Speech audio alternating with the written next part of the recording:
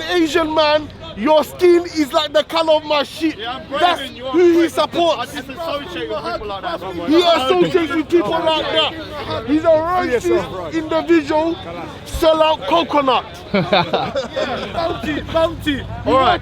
Let me say something. The Sikhs saved the Bengalis in 1972, and this is a thanks we get. We saved it when the Pakistanis. Remember when the Pakistanis went into Bangladesh and raped and murdered over 1 million Bengalis, and this is a thanks we get. Yeah, we saved your ass. We saved your ass. You should be grateful, man. So let me. All right, so let's start then. So today, we're gonna have a lot of heckling, and so I'm gonna have to shout a lot, not because I want to, but because I'm better than these guys.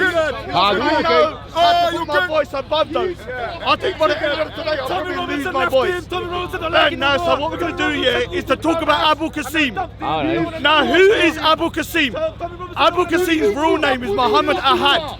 And this individual has been going to Speaker's Corner for 2 years straight. And he has been part of the Dawa team. Alright, so he's been coming for 10 years, but he's been recording the Dawa teams for 2 years. Now, what's so serious about this is this. This individual was linked to Anjem Chowdhury, and both me and Steve, they got to the Steve and they told the Dawa teams. ADNAN RASHID was told, Mansour was told, Hashim was told, and a lot of people were told, including Ali Dawa. But what happened was this. Instead of confronting him with the evidence that was given, what happened was this, that they tried to hide it and cover their tracks. The only people that actually highlighted this was Shamsi and Paul Williams. So Paul Williams, I thought he was on first. Yeah, you can jump in. I have a statement to make. So Paul make a statement first, and then we're going to go into the links to the Dawa teams down here, and some of the what I call incompetence, or even, I don't know, it could be incompetence or it could be deliberate, their kind of actions which actually hid this guy within our midst. Because this guy now is in prison for promoting terrorism, and the individual Abu Qasim, Muhammad Ahad, actually was sending out literature encouraging for 12-year-old kids to make IEDs or bombs. I know. I'm not arrested. So, good evening, ladies here, of course. Why are there no women at Speaker's Corner anyway? No women here. One of the reasons I'm speaking with Raj is that no Muslim will film me anymore. I don't know if any of you guys are Muslims, but no Muslim will film me anymore. So I'm here to talk about Abu Qasim. It is what I want to raise up. It is great news. The man. Notice the heckler. He doesn't want to address extremism in the park. Okay, sir. The man we know. Are you okay with extremism? Are you okay with extremism? Are you okay? Look at this. Everyone, look at this guy who seems to be heckling because he's okay with extremism in the park. Because this is what we're trying to combat within the park is extremism. But you have people like this person. So carrying on. It is great news. The man we all know as Abu Qasim, a regular at Speaker's Corner in London for over 10 years, was at 2:15 on Tuesday convicted under the Terrorism Act on 4 charges of disseminating terrorist material and one of possessing articles useful for terrorism. Hooray! The trial took place. One down. The trial took place at Britain's most famous court, the Old Bailey in London here. One down, more to go. Now, his real name, as has already been said, is Mohammed Abdul Ahad. Why are you 38 years old, of Euston of London. You may notice the people with the covering their faces. If you're brave, why don't you take the mask off and say the same thing? Notice the only people who are heckling and saying this. Wait, are you okay that the guy is in prison now? Are you happy with that? Perhaps you could go next to him and engage him and take him to the side, do you know what I mean? Who happened to you? He is an individual that is upset that a guy that's promoting terrorism is in prison. Why are you upset? Why? Turn it around. Why are you upset? Why are you upset? Just to continue about Abu Qasim, he was found guilty on all counts by a unanimous jury. Abu Qasim is now facing significant jail time for spreading speeches. They got to Paul for getting the terrorists off the Do you street. understand here? Do you understand here? Right. Turn the camera, Steve. He was spreading. That's Sheikh one. Sheikh one. Right. He was spreading the speeches of a convicted ISIS preacher and terror recruiter, Sheikh Abdullah El Faisal.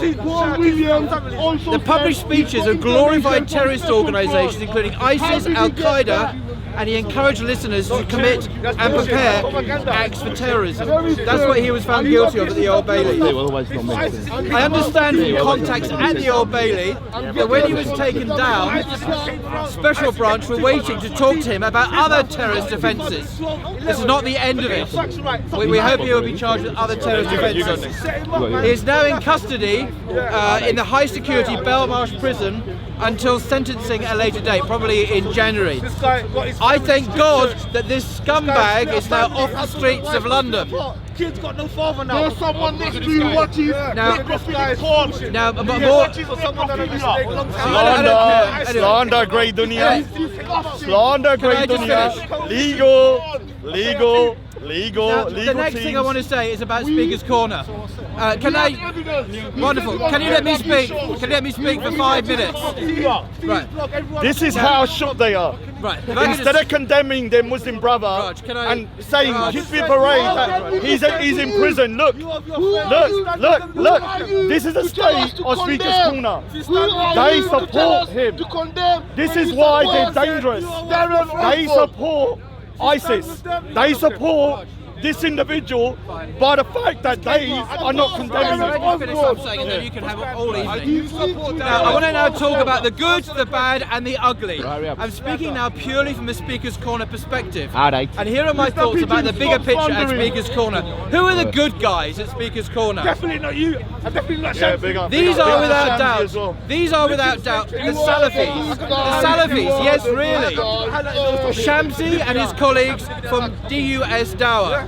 They have fearlessly confronted the violent extremists at the park. Abu Qasim, Bilal, Suleiman, Abdul Hakim and others. All of these are known associates of the godfather of UK terrorism, Anjem Choudhury. They are all extremely dangerous men.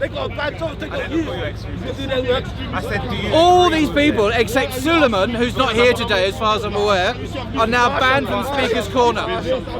Shamsi, who is a hero in this story, has always refused to be friends with these guys or hang out with them. He has publicly disassociated himself from them and explained openly and clearly how their evil ideology is condemned in the Quran and in the Sunnah. He is a role model for Muslims everywhere. Who are the bad guys? These are the Muslims down here who have at one time or another either refused to join in the fight against terrorist ideology at Speaker's Corner, or worse still, have deliberately put obstacles in the path of those Muslims committed to fight against this evil. I'm reading, by the way, from my article on bloggingtheology.com, Skim through it. which I wrote 3 or 4 days ago. Here are the names of some of these people, the bad guys, for the record. Number 1, Mansur Ahmad. Mansoor. Okay. Mansur, who's over there. Let me explain why. Why Mansoor? He's a good guy. is a well-known and high-profile Muslim who is famous on YouTube for refuting Christians and atheists at the park. Just over a year ago, when I became alarmed at ISIS activists at the park, I decided to publicly call out Abdul Hakim. Abdul Hakim is a notorious colleague of the London Bridge bombings the first time. and there was a famous Channel 4 video called Jihadi Next Door. Hakim was on that, an open supporter of ISIS. I challenged Abdul Hakim here on camera, and I was the first person in the park to challenge these guys. As a result, I received a huge amount of criticism from many Muslims for my actions, which I was told contradicted certain hadith, which I won't go into. I invited Mansour to join me in my public campaign to expose the extremists in our midst. He had the right not to join. He refused. He refused. Point blank. He refused. He said to me, that's why it had nothing to do with him, he said. Nothing to do with him. He's the guy who Abdul Hakim used to film. He said he didn't want to get involved with confronting them. I pleaded with Mansour to use the moral authority he possessed to refute these dangerous people publicly and by name, as I had attempted to do, but to no avail. Mansour was happy to condemn terrorism in theory, but not to lift a finger to confront real propagators of terrorist ideology at the park.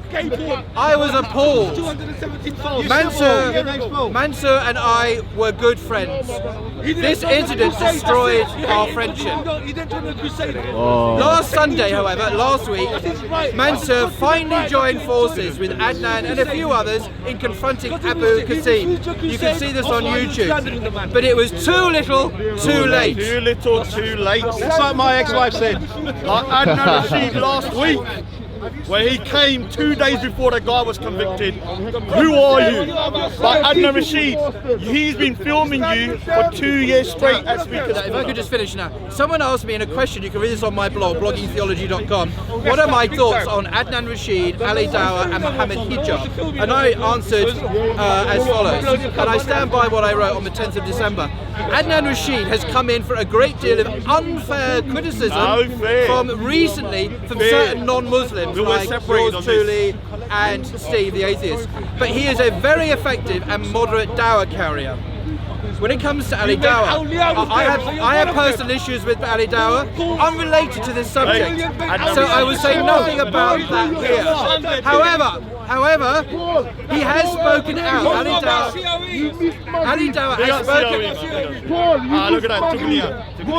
Dawah has spoken out frequently against the extremists at the park. So credit where credit is due. And as regards to Mohammed Hijab, I say I don't know Mohammed Hijab, so I'm not going to comment on him. So that's my article on my blog, and I stand by every word. They're the guys down here who just happen to be mainly the Salafis, Shamsi, Anwar, their colleagues. The bad guys, those who have failed to speak out until very recently, too little too late, and then there we go. So can I ask you a question? From my understanding, by you kind of confronting these extremists within their ranks, you was ostracised. Is that right? And so, sorry, but I need to make it very clear that you have actually tried to help the Muslim community by rooting these bad apples out. And instead of supporting you, people have actually demonised you. Is that correct? Like these guys here who are heckling right now saying you're this and you're that. But we have got one more person off the street that could have potentially encouraged somebody else to. Oh no, he wasn't potentially, he was encouraging spreading ISIS ideology, which calls for the killing of innocent men and women and children, including Muslims, on the streets of London. These guys are so dangerous, you wouldn't believe it. They're lethal people. And I thank God that Abu Qasim, the scumbag, is off our streets. And he will go to prison for many years. It's the problem. No, he will turn it.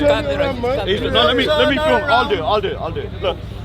These are the guys. Shake one. Great dunya. So shake one. We got your photo. Haida Ali.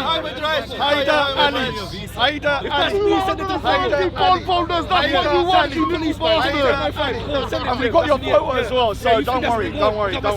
We got both of them. Don't worry. Right. These two are the problem. Instead of thanking him, they're now demonising him. Why? Why are you demonising him? Why are you demonising him? Ask that question. Because do they support him? Do they support Abu Qasim? Is that why they are angry that he's in prison? Do you support Abu Qasim? Do you support Do you condemn Abu Qasim? Do you condemn Abu Qasim? Do you condemn Abu Qasim? You support Darren? Alright, so you can see. Now, COE, he can't turn the camera around, but these guys are the reason why. Come on. Turn it. Follow me.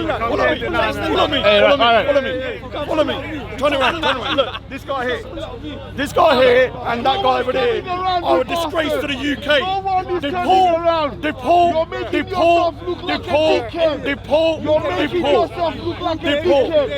You look like a dickhead. This is the problem with the You're UK. a clown. These You're guys. wearing a mask. You're a clown. Got your face.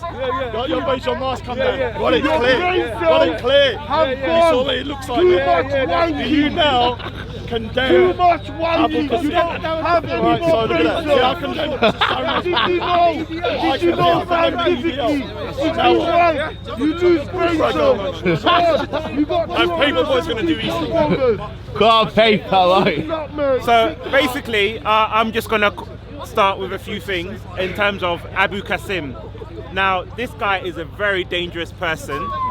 And so basically, for example, on his channel, when I think at some point last year, Paul left Islam, and he made 3 videos of him. The first video, and we're going to put this on SOCO as well, but it says, for example, it says betrayed Muslims, right? And I've shown this to you already. So this is what he was putting on his, this is inciting other Muslims, right? This was June last year. 3 weeks ago, even though whilst he's at court and he's not allowed to use the internet, he's put another video and it says, Speaker's Corner Hyde Park, truth about Paul Williams. So it's a video dedicated just to him. And it says, say, die in your rage. Indeed, Allah is knowing of that within the breast. So here is using terminologies of he's betrayed Muslims and that he should die in his rage. He saved Muslims. Now, this is the thing. Is this someone that people would call is a respectable Muslim? And he put one other video, and I'm going to play a clip from it. Because we're seeing, the camera's already shown, these people are the cause of Islamophobia. Because I'll tell you why. Because when people stand up against things of extremism, we have people like these people who then try and mock and heckle the people who are actually trying to bring to light. So the Muslim community should look at your own Islamic people. Look at their behavior, because these people are the cause of Islamophobia. In the court, the judge said, and actually the judge used Steve's video of him confronting. He didn't ask for it though. He didn't ask. The judge used Steve's video of him confronting Abu Qasim as evidence against him. But listen to these 2 people that when we're standing up against these things, they're heckling. The judge called Steve the lion of Speaker's Corner because he had the bravery to confront these people. But then when we asked the Islamic community, such as these 2 people, notice the behavior. Notice the behavior. Your dean has failed you. Your dean has failed you. Now, acting low IQ. I'm going to show. Because you're so low IQ, man. I'm going to. Now, this is the 3rd video, and it says Speaker's Corner, Paul exposed. So it's got a quote from Paul when he said, I have left Islam, it's done, I can't return to your religion. It violated my sense of right and wrong as an Englishman. Now here we see an Islamic sheikh, and I'm going to play you what this Islamic sheikh... This is Sheikh Faisal, isn't it? Yeah, that's Be fine. careful. Explain why I said that and why I changed it. That's fine. But this is what the video that Abu Qasim put up. And tell me if he's not an extremist. You are Muslim, you want to leave Islam, you are executed. I said, what kind of religion is this? Apostasy. You decide you don't want to be a Muslim anymore and they'll kill you? They do execute people for treason, isn't it? You commit treason, you sell state secrets to the enemy, you will be executed. So the issue of the state and protection of that state is one big enough that you can be killed for. In Islam, religion and the state are one. Islam is not like a religion as the West understands religion, which is a private affair. So the idea for you to be killed about making a private affair, your choice in a private affair, this sounds ludicrous, ridiculous. How? You choose to be this or that, or you change, they're going to kill you? No. This is personal. So they have to understand that religion in Islam is not a personal affair alone. Yes, it has a personal element, but it is the state. So when a person leaves Islam publicly, they are challenging that state. So it is like an act of treason. I just want everyone to notice again the two people who were heckling. These people are the root causes of Islamophobia, because they couldn't even condemn someone who has been convicted. Notice, they couldn't even condemn someone who has been convicted of extremism.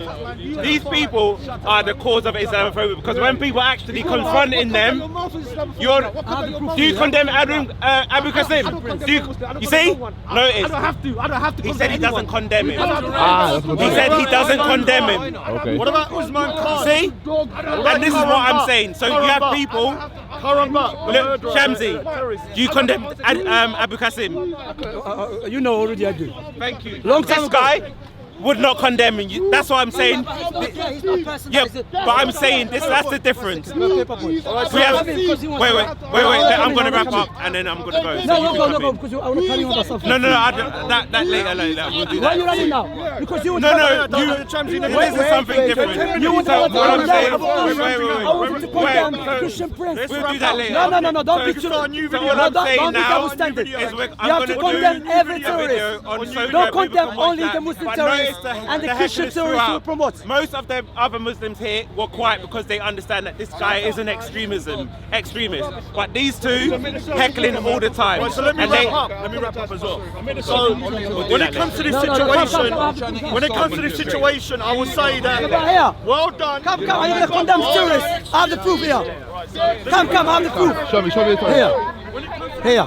He ran away. Hey, he's got the evidence. Here. We'll do it later. No, later. No. He ran away. No, I'm not doing it now. No, I'm not doing it now. I'll do it later. Look, following. Wait. All day. So guys, so this video is basically in the aftermath of the Abu Qasim case. So we now know that he's been convicted on charges of extremism.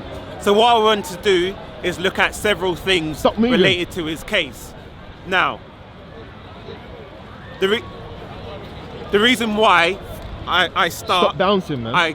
I called out people like ADNAN, RASHID and some of the Dawah members is because for a year or two since he's been in the park, none of the Muslims have confronted him to ask him about his views. It was only Shamsi, to be honest. Now, what I've noticed about people like ADNAN RASHID is that they've called so many people who are non-Muslims extremists, but then when you had an extremist in the park, I never heard him once condemn him as an extremist or call him out on his ideology. So we have to ask ourselves, why is it people like ADNAN are paying lip service to these people? Because we're going to edit the clips in. So when Steve approached Abu Qasim and asked him, Do you have nothing to say, Abu, about Anjem Chowdhury? If you cannot respond, let me respond. This guy is an open supporter of Tony Robinson. What were you doing with Anjem Chowdhury? Abu, what were you doing with Anjem Chowdhury? An Islamophobe, and he's in prison right now as we speak for breaking the law. And what about Anjem Chowdhury, Abu? What about Anjem Chowdhury, Abu? What about Anjem Chowdhury, Abu? We don't love Anjem Chowdhury. Well, this man does. He was praying with him 4 years ago. So now if ADNAN had his way, people like Steve would probably not have approached Abu Qasim, because we see, for example, in the Rochdale case, that the police were scared to investigate because they didn't want to be labelled as racist. So my thing is this: what is Adnan's game and some of the Dawa members? So we'll see, like, this Abu Qasim person is a very dangerous person. So I want to start from the beginning. So for example, on his channel, as I showed on COE, he put a video when Paul left Islam, Speaker's Corner exposed response to Paul Williams. And it says he betrayed Muslims. What, just because he left Islam? Why are you putting videos up about someone who's left Islam? You know, Paul has returned, but what was his motivation? And then we see another quote, it says, "Say, die in your rage, indeed Allah is knowing of that within the breast." So is that not inciting to violence? Yeah, it's just it. Why is he putting these two videos aimed at Paul Williams? And this is no surprise that this same person was in court on charges of extremism. We also see there was a third video. Well, he put one video up twice. So this one is Speaker's Corner, Paul exposed, left Islam for good, October 2018. Now we see on his video, it's a 3-minute video dedicated to Paul. And Paul Williams says, "I have left Islam, it's done, I can't return to your religion, it's violated my sense of right and wrong as an Englishman." Now, in the video he plays a sheikh, I think his name's Bilal Phillips. He's also been noted by the police for extremist views. And then it says, "You are Muslim, you want to leave Islam, you are executed." Oh, that guy, yeah. And it also says later on in the video, So they have to understand that religion in Islam is not a personal affair alone. Yes, it has a personal element, but it is the state. So when a person leaves Islam publicly, they are challenging that state. So it is like an act of treason. so now imagine if 10 million people had watched this video. Like, Paul is lucky that no one watches Abu Qasim's channel. It had maybe a few thousand views. But imagine if, you know, 5 million or hundreds of thousands of people watched it. It takes one person to be incited, and this is inciting violence against someone who has left Islam, because why would you put this video on your channel? And it's dedicated just to him. And now this is the same person who was in court supporting terrorism. And this is why we're calling people like Adnan to account, because he seems to call everyone an Islamophobe. When I approached him, I asked him about Abu Qasim, and he called me an extremist and an Islamophobe. But then the week before, he said, "I'm fine, he likes me, I can have a conversation with him." But then when I approached him, he said he didn't like the way I approached him. So his first reaction was to call me an Islamophobe, as if it's some way of trying to scare me off and play the crowd. So do you know what came first, Islamophobe or Kufarphobia?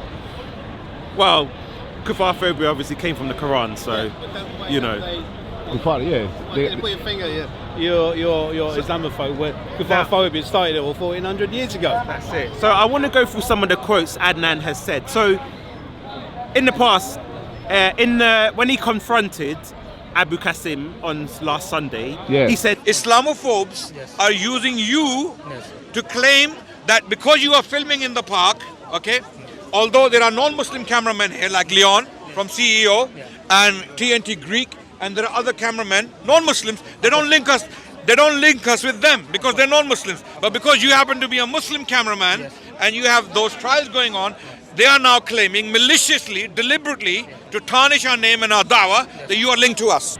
But then this is the same Adnan who will say, the New Zealand attacker quoted Selna, right? And Selna was arrested by the Austrian government for doing that, for inspiring terrorism against Muslims. This channel, when posted a video on Selna's speech, or Tommy Robinson when he came to do Selna's speech here in the park, this channel described him as a journalist, and no corrections made, even though he was arrested as a terrorist or accused terrorist, or someone who inspired terrorism against the Muslim people. And this channel refuses to change that. This channel actually spreads hate and terrorism against Muslims. But the funny thing about Adnan's words is that he didn't actually confront Abu Qasim about his views. He just said, what's happening between you and the courts and the police and the trial is between you and them, right? I'm asking you, why would you come to the park to hang around with us, even to come and shake our hands, when you know people can be taking pictures? And what they do is, they don't, do you see these malicious Islamophobes, okay, all over the world and here, they don't care about the context. They don't care about the truth. What they care about is their picture and their caption. Do you understand why I'm questioning you like this, right? I do apologize if it's coming harsh. If you get convicted, we don't want to know you, brother. Okay? Because if you are guilty, then you're guilty, right? Okay? Because if you have done crimes, only the trial will determine that. If you've done crimes, then obviously if you get convicted and if you go to jail for that, then that's your business. He didn't actually question him on his ideology. Circus show, because they did the same thing 2 months before. Exactly. They rehearsed it twice. Why couldn't they ask him what his views are? They just said, don't associate with us in case it does damage your doubt. So it seems like they weren't concerned about his extremist views, more just associating with him. Takia fried.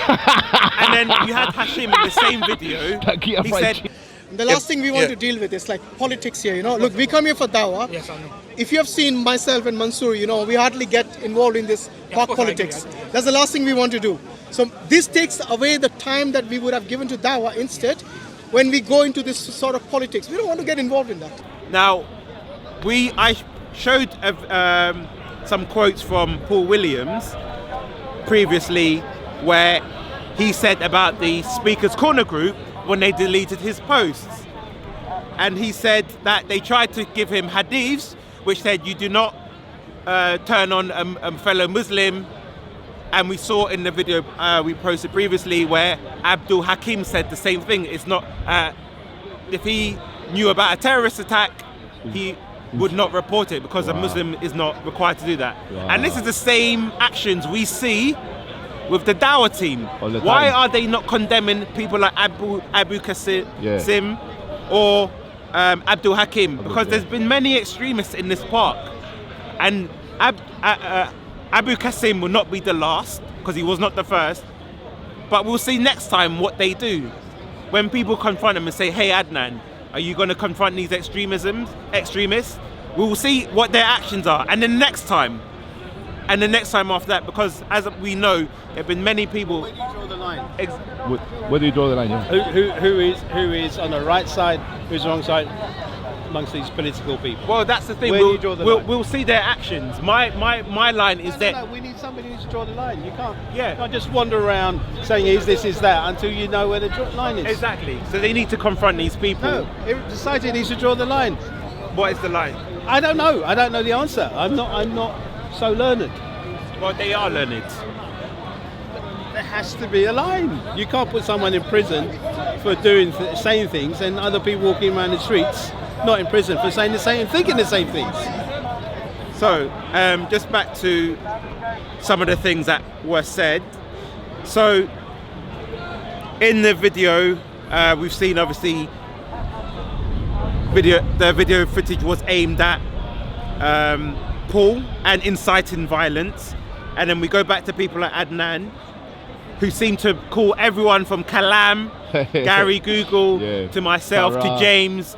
Everyone has been called an extremist, a paid Islamophobe, every name under the sun. But what I find strange is when the actual convicted extremists have been in the park, Adnan has said nothing. Nothing. How is that possible? Nada. Now this is what I'm saying. So he's also called SOCO an extremist channel because it filmed Tommy Robinson's speech from Martin Selner. But now Adnan is someone who has been associated with two convicted extremists, Sheikh Faisal and Abu Qasim.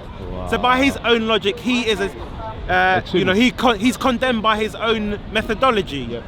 Because it seems strange as well that Abu Qasim was posting messages from Sheikh Faisal, the same Sheikh Faisal who Adnan Rashid was defending many years ago. what's going on? It seems very strange. It's like there's an elephant in the room which they seem to be not addressing. I can lose weight, don't insult me. So, and also, Adnan said to this Abu Qasim, if your trial is over and you happen to be innocent, you are welcome, brother. Come and mix with us. Come and sit with us, have dinner, no problem. but let's just imagine he was innocent of the trial. What about the videos inciting violence against Paul Williams, saying ex-Muslims should be killed and they're traitors and betraying Muslims? Wow. That is actively inciting violence against someone. It wasn't a generic video. It wasn't a generic video. It was a targeted video. So what does Adnan have to say about that? You're inviting someone with who publicly calls for the apostasy law to be applied to a fellow Muslim. He's happy to welcome him to have dinner with him. Now Adnan stands condemned by his own actions. And also, he talks about what did he talk about? The New Zealand attacker. And he says he tries to link him to Christianity, even though in the manifesto he says, "Am I Christian? I'll tell you when I know." That means he's not a Christian. Then he tries to say this person had references to the Crusades and I think Bible verses, so therefore he's inspired by Christianity. But then what about the Copenhagen terrorists? So we'll see, this is what it says. Nearly 1 year after gunman Omar al-Hussein killed 2 people in Copenhagen, new details have emerged about the terror attack. Radio 24 SYV revealed that Omar al-Hussein, a Danish citizen of Palestinian origin, was carrying a copy of the Quran when he was shot and killed by police in the early hours of February. And then it says, according to the station, on his death, the Quran on the Quran, it had a bookmark at Surah 21 where it says, the prophets, which contain verses about disbelievers of Islam. By Adnan's own logic, this terrorist had the Quran on him and it was bookmarked at a specific place. So that would Adnan say that this person was inspired by the Quran? Because he uses that same logic against the New Zealand attacker. So then we have to ask ourselves, why is Adnan so inconsistent? Now my point is this. Show me the picture. Show me the picture. My point is Show me this. the image. Hello. You're wasting time. Show me the image. You're wasting time. My point is this. He's very quick to go out and approach the Christians and accuse them of Islamophobia and being a hate preacher. And anyone can check any interaction that I've had with him. He says, I like Paperboy. He's one of the Christians I like. But when I've approached him today about this, I've now turned into an Islamophobe.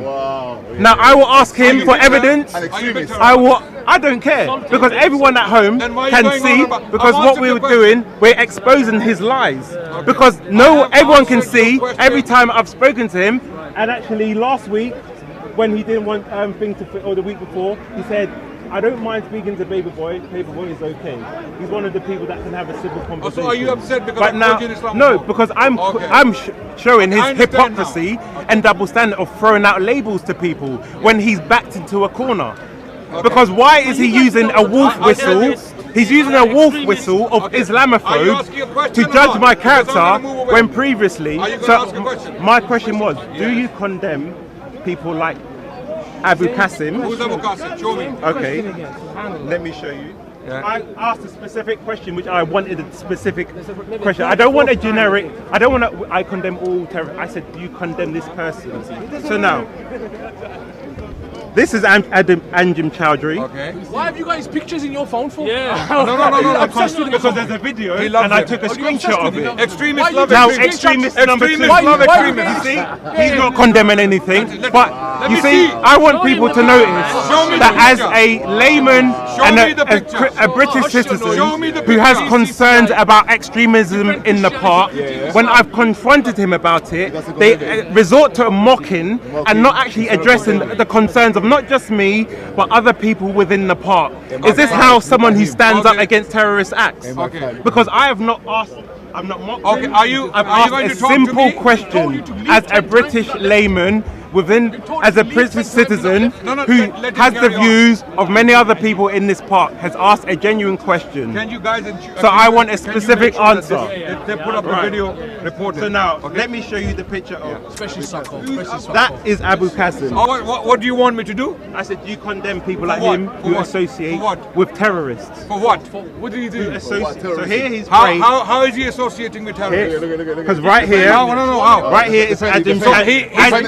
Wait, And? let me. You said how? I'm showing. So here we have Anjem Chowdhury. Okay.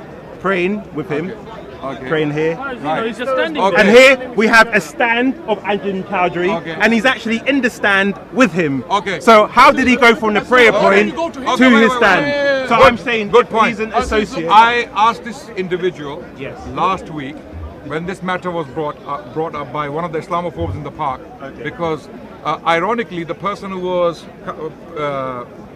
harassing him was a follower and a lover of Tommy Robinson. He has openly defended Tommy Robinson. So when this individual came with this footage or this picture to this individual with this question, I asked him firstly, before you ask him this question, it's like the kettle telling the pot you're black. You are a supporter of Tommy Robinson. How can you wait? I'm answering your question. Listen now. This person is another diversion.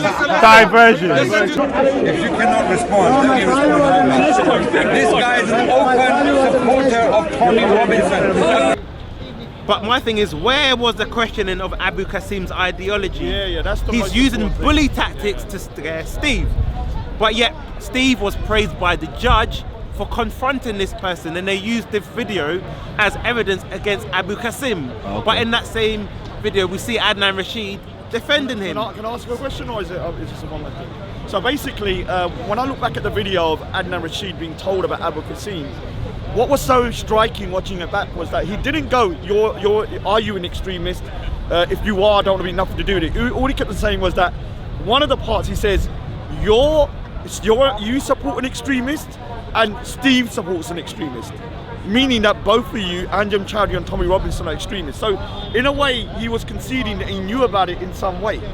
Yeah. So this is the thing about, even when he come back afterwards, he didn't really question him about his extremism. It was all about his public persona being hurt by this. And that's what we're seeing. His actions are condemning him. Yep. His words, his lips are saying one thing, but his actions are doing something else. I turned to this individual and I asked him categorically, do you support Anjem Chowdhury or are you one of his followers? He said no. And I turned to Steve, I said, Steve, he does not. He does not. So, by his words, I believe he's not a supporter because that's what he said to me. I asked him alone once again, are you associated with these people? If you are, we don't want to know you. And he said, no, I'm not associated with these people. I don't follow them. I don't support them. Period. That testimony in itself, when a person is saying to me, I take it, I accept it. Now, you can go and cry in your agony. So now, my question would be this. 2 points. When he said no, said no, did you ask him why he was with Anjem Chowdhury? How many times? Sorry? Did you ask him why he was with him? I didn't ask him that question. No. Don't you think that would have been an important question to ask? Exactly. And Adnan was like, that's a good question. And I said, because this person could be a liar, so why don't you ask him about these things? Thank God Adnan Rashid isn't a lawyer. Because he doesn't understand how to ask questions. And then clearly there's another video where Abu Qasim is made to make a response video about this, and Adnan can be heard coaching him. He says that video was actually edited. Yeah. Because Steve was in there and they saw Steve, and instead of him saying the way that he wanted him to say it, he made him orchestrate, so they've cut the video. Okay. Wow. And all it was that we are not with him. Yeah. Now, if you look at Abu Qasim's channel, Speakers Corner Brotherhood, 80% of the videos uploaded are Adnan Rashid, Mansour and Hashim. Yeah. Yeah. And he doesn't really record other people. So we need to find out why was it that he was always with that team? If he was really recording Speakers Corner, he would have been recording all of the teams, but it was always specifically them. And this is the thing, so I want people watching this video to understand it's people like these who create Islamophobia, because when concerned people of the public go to address them in this park, they've been labelled Islamophobes, extremist, every label under the sun. Yeah. But yet, they did nothing to combat this, but then Steve's own video was used as evidence against Abu Qasim. Big up to Steve. So then, let me elaborate a little bit more, because I don't think you don't understand what happened. So when the court case was going, I'm going to be very careful about names because I could get sued. There were certain individuals on these panels that were saying that they're going to try and derail the case or trying to say that I'm doing contempt of court on me and Steve. So they phoned the court and probably, I'm not saying they did it, but somebody sent videos of Speaker's Corner to try and show that we were doing contempt of court. I believe those same individuals that sent the videos, it actually backfired because none of us sent the videos. Okay. And those videos then proved that Abu Qasim is an outright liar. And that actually backfired on those. So I would say for you guys, big up, man. Okay, cool. yeah. So I know you're going to teach them. So the important thing about what Adnan says, his rhetoric. This way. So the important thing about his rhetoric. Let's just stay. 1 minute, let's just finish. So we're gonna wrap up. So the thing about his rhetoric, about especially like the New Zealand killer, because we have reading from the Independent, and it says Sri Lanka's defence minister has claimed a series of deadly bombings on churches and hotels were carried out in retaliation for shootings at mosques in the New Zealand city of Christchurch. And then it says 2 small domestic Islamic terrorist groups were believed to have carried out the Easter Sunday attacks which killed at least 321 people. So now the problem is this: Adnan's rhetoric is used to incite. Let's just move down because they're heckling. I ain't got time. So the thing is, what we see about the Sri Lanka attacks is that they were done in response to the New Zealand attack, but the person wasn't even a Christian, but the Christians were killed for it.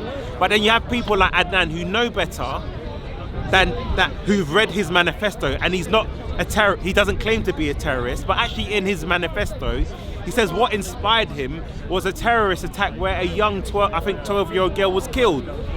That was his inspiration. But then he's trying to now frame it as this Christian crusader trying to kill Muslims. But this is not what the evidence says. So why is he framing it? And this is why we're calling him out on things, because it's actually he himself who's inciting violence against Christians. And this is why we call him out against it, because the evidence is there. Anyone can go and read his manifesto or about the attacks in Sri Lanka and the causes of it. So why then does people like Adnan Rashid go and twist what is actually happening and influencing people? This is why we see sometimes an echo chamber. When Arul was speaking to the Muslim last week, you said SOCO supports terrorism. Now, I'm not asking you for what other Tom, Dick and Harry said about SOCO. That's not the point. The point is, what did SOCO say about those? There we go. Now, this guy doesn't even know how logic works. His point was, even if he is telling the truth, his point was, there are some other Tom, Dick and Harry who have mentioned a few things about SOCO. But if you use that point, you can only say, those guys have said something. You can never say, this guy stop smoking crack, he smokes crack. So that's SOCO films. Which particular video do you want to look at? Hopefully sometime soon you'll find some terrorist material. So basically, this conversation, this speech was basically just to address the importance of the tactics of the Islamic Dawah team, what's going on. Now, like I've said many times, there are very good people in the Islamic Dawah team here, and those who have confronted things, but then we're looking at the double standards of certain individuals within the Islamic Dawah team. Ones that have called other Muslims to conceal what is happening, eradicating information on private groups. Why are they doing this? Refusals to condemn extremists in this park, but yet I would love for someone to make a video of every time Adnan has called someone an Islamophobe or an extremist, and then make a video comparing how many times he's confronted a Muslim and used these terminologies, because as far as I'm aware, he's never done this.